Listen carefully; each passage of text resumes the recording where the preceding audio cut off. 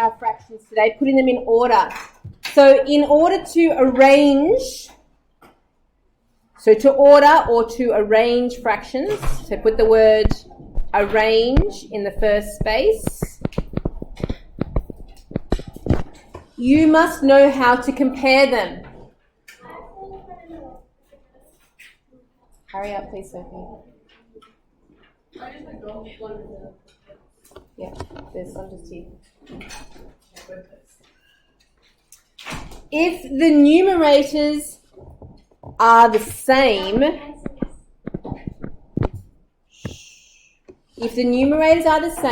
then the smallest fraction is the one with the largest denominator. So, looking at the example there, 1 over 5 is less than or smaller than 1 over 3. They both have ones on the top, so that means the one with the larger denominator is going to be smaller because 1/5 of a cake is, that's right, you're breaking that same space into more parts, that's right. If the denominators now are the same, then the smallest fraction is the one with the smallest numerator. Okay, so again, if you look at that example just there, we have 3 over 10 and 4 over 10. They're both out of 10. So the smaller one is going to be the one with the least number of parts. So 3 parts is less than 4. So 3 out of 10 is smaller than or less than 4 out of 10. If both numerators and denominators are different, that's when things start to get a little bit tricky. You must convert the fractions so that they have the same denominator.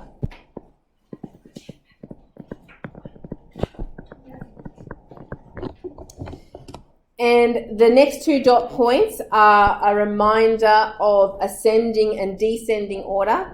Ascending order means the numbers are going up from smallest to largest, so ascending in this one. And descending means numbers are going down from largest to smallest.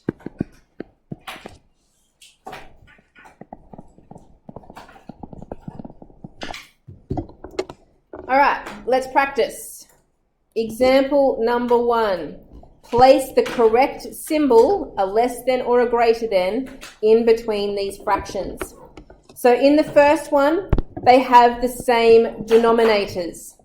Okay, so that means the smaller one is going to be the one with the smallest numerator. So 2 is less than 4, so 2/5 is the smaller fraction. And remember, with your inequality sign, you point to the smaller one. So it's pointing to the 2 over 5. Okay? In the second one, the numerators are the same. So we're trying to compare the denominators. And the smaller one will have the largest or smallest number?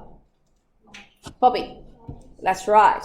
When you're comparing the denominators, the larger the number is, the smaller it is. Okay? So the smaller one this time is the 1 over 5.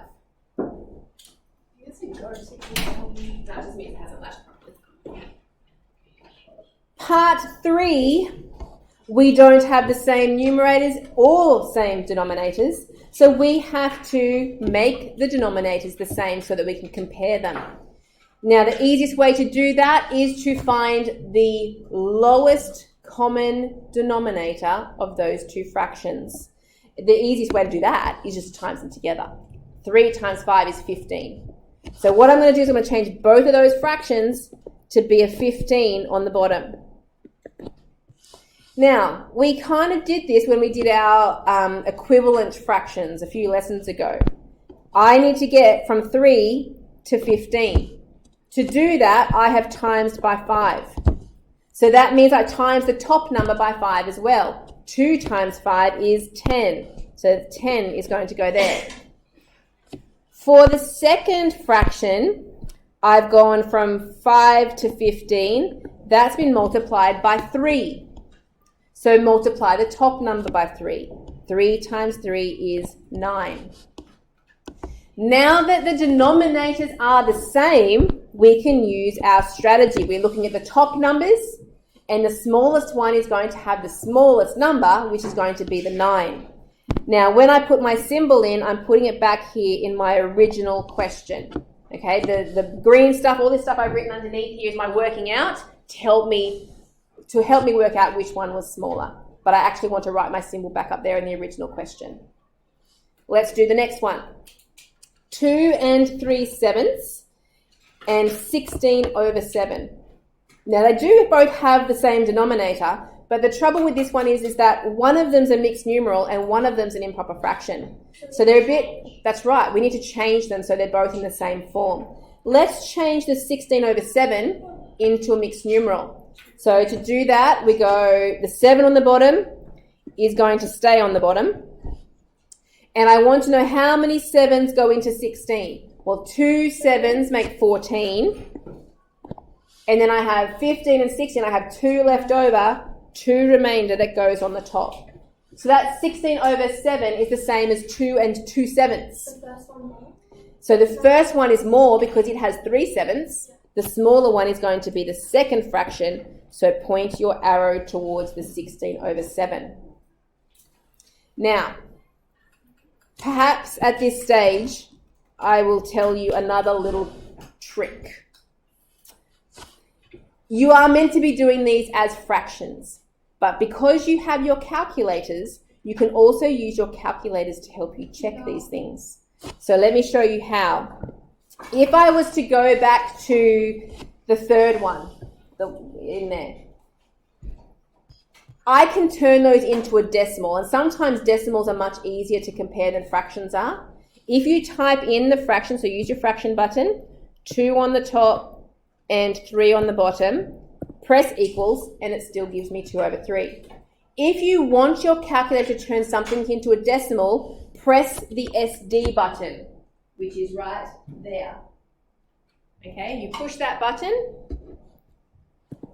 and it changed it into 0.666666666. All right, so I'm going to write that down above, 0.6. Have you seen the repeater dot before? Yeah. You put a dot above it, say that's going to repeat. Then let's try the next one. Let's go fraction button, 3, oops, not 2 3s, 3/5 equals, press that SD button again, and that one's 0.6. No repeater dot though. So what's bigger, 0.6 or 0.666666666? The 0.6 without all the extra sixes is the smaller one, isn't it? Okay. Bigger decimal.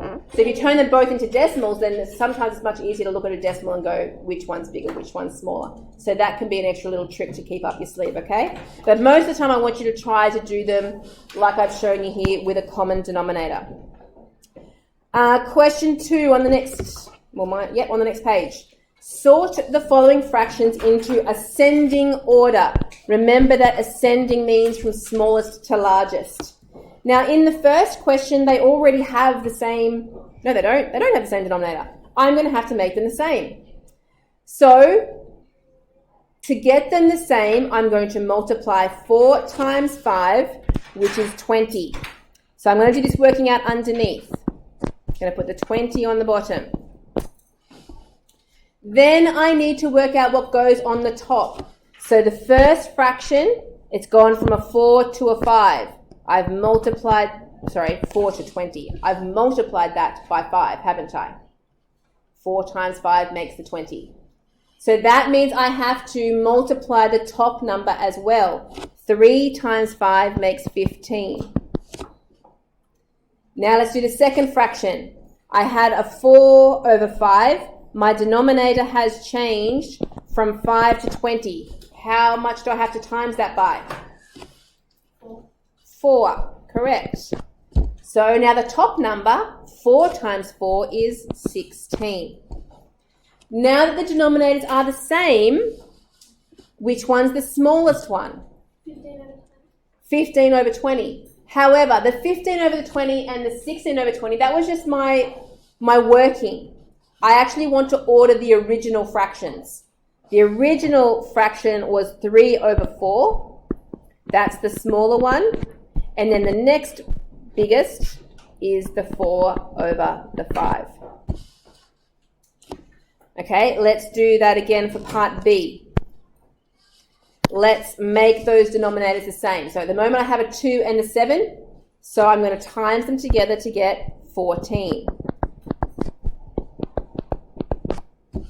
So that means there's another way you can write this. I times those two bottom ones together, that's how I get the 14. I can times the 7 with the 1 to get the top number on this side. 7 times 1 is 7. Did that make sense? Or is it better the other way? Both ways work? Yeah, both ways work. Both ways work? And for the top of the other one, I've multiplied by the 2, so 4 times 2 is 8. Yes, is everyone okay with that? All right, so then I just want to compare which one is smaller. 7 over 14 is smaller. Back to the original fraction, that was a half. Half is the smaller fraction, and the larger fraction is the 4 over 7, which you might have been able to guess from the start, but we're not guessing, we want to know for sure. So basically you're trying to say like which one goes first. That's right. Okay, let's do it again. You could probably guess for this one as well. 2/3 or a half, which one's going to be smaller? Half is going to be smaller, but let's work it out. So the common denominator is going to be 6. So we're going to times, get 6 on the bottom of that one. So the first fraction I need to times by 2. So 2 times 2 makes 4 for the top. Then for the second fraction I need to times by 3. 1 times 3 is 3. Which fraction is smaller of those two that I've written in orange? The 3 over 6.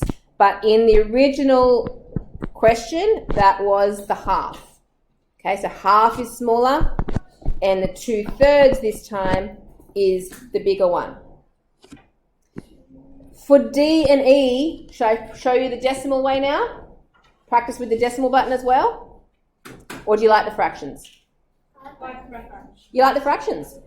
All right, let's stick with fractions then.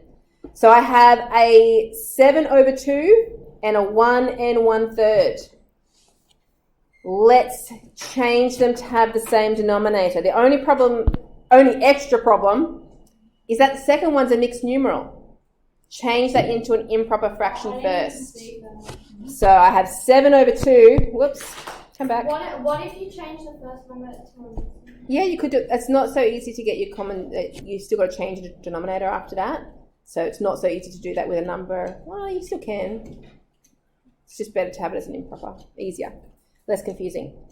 So the second one here, that is actually the same as 3 staying on the bottom. 3 times the 1. Remember doing this? We times those together, and then add the top number. 3 times 1 is 3, plus 1 does make 4.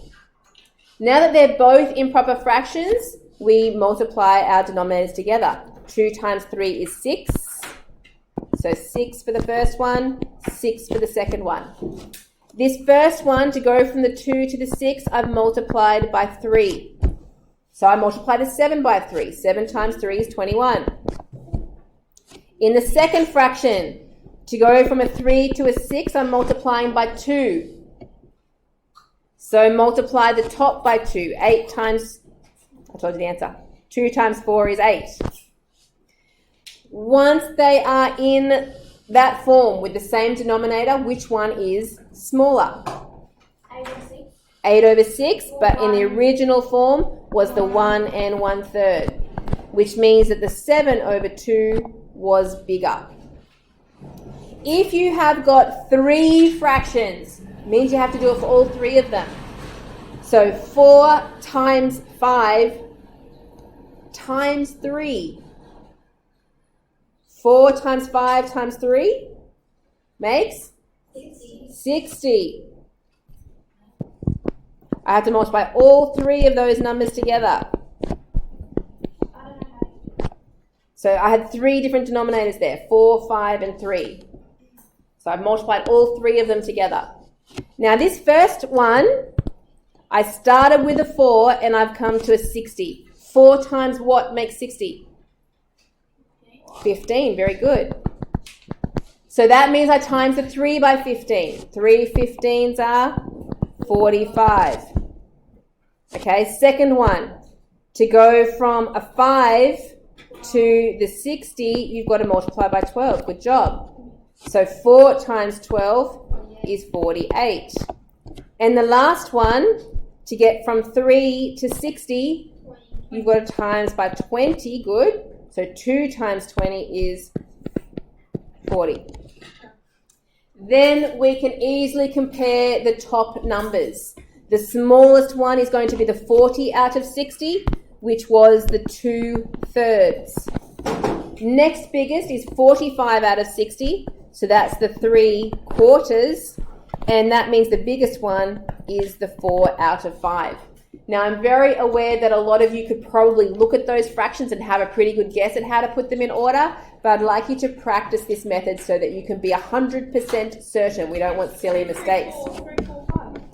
So you are doing pages 24 and 25 right here, starting there, ordering positive fractions.